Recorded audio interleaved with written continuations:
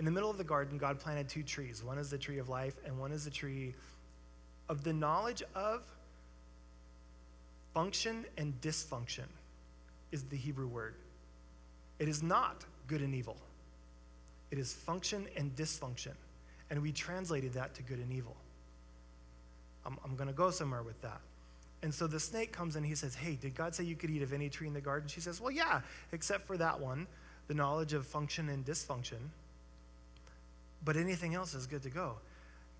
And if we eat the tree of the knowledge of dysfunction and function, then we're not supposed to touch it, and if we do, we could die. So the snake says, did God really say you would die? He's immediately challenging what God said. He is not saying, well, it's really good. Or man, but doesn't that look good? He's not tempting her with the look of the fruit. He's tempting her with, did God really say? Now, Adam and Eve walk with God every day in the evening when it's cool. Could have been in the evening. I don't know. Maybe it was the morning. It just says when the wind blew.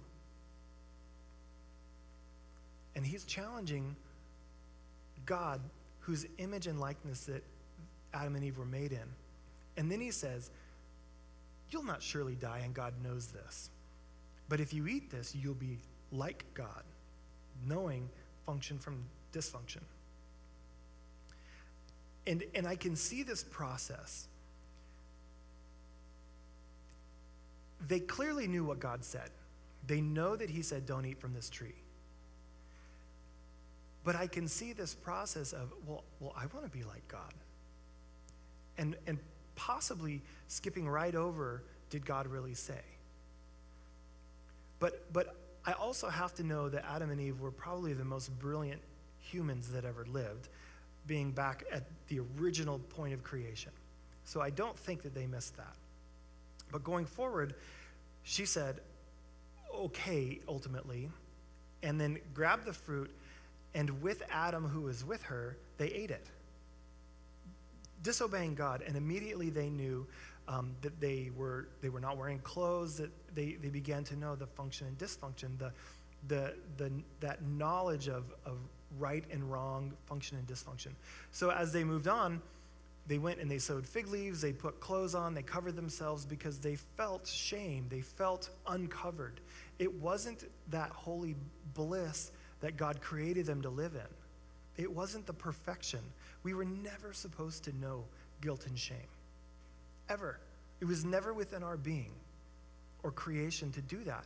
And so when they listened to the serpent and they ate and they disobeyed the one commandment God said, they created dysfunction in their lines, in their generations after that.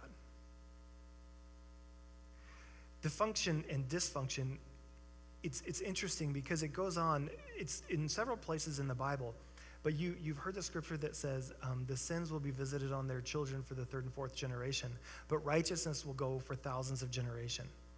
So there's function and there's dysfunction. The function, the righteousness is passed on like a flood.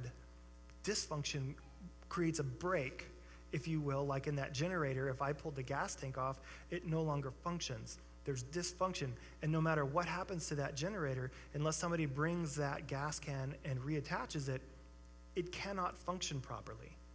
It may be able to do things, it may be good as a paperweight or as a step, but it's not going to function like it was intended until that break is realigned, until there is function restored.